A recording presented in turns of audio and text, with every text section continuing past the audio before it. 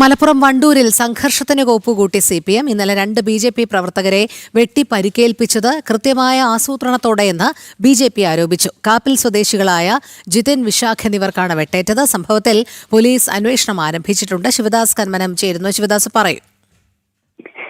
രോഹിണി, രാഖി, ഇന്നലെ രാത്രിയിലാണ് ഇത്തരത്തിൽ BJP പ്രവർത്തകരായ 2 പേർക്ക് മലപ്പുറം വണ്ടൂരിൽ വെട്ടേറ്റത്.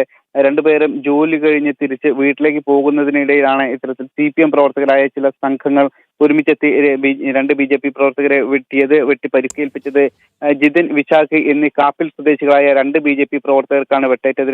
2 പേരെയും ആദ്യം വണ്ടൂരിലെ സ്വകാര്യ ആശുപത്രിയിലും പിന്നീട് പെരിന്തൽമണ്ണയിലെ മറ്റൊരു സ്വകാര്യ ആശുപത്രിയിലും പ്രവേശിപ്പിച്ചു.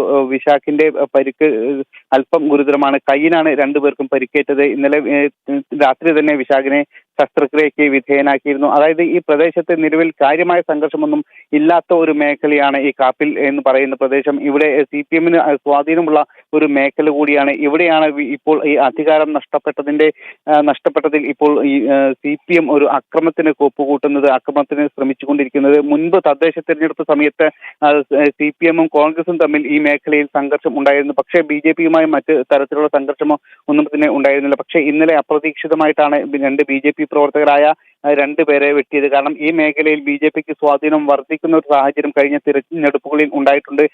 ഇതിൽ വിരളി പൂണ്ടാണ് ഇപ്പോൾ CPM പ്രവർത്തകരായ ചില ആളുകൾ BJP പ്രവർത്തകരെ വെട്ടി പരിക്കേൽപ്പിച്ചത്. നിലവിൽ ഇന്നലെ തന്നെ രാത്രി BJP പ്രവർത്തകരിൽ നിന്നും പോലീസ് മൊഴിയെടുത്തിട്ടുണ്ട്.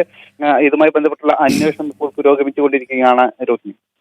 ശരി, ശിവദാസ് കന്മനമാണ് വിവരങ്ങൾ നൽകിയത്.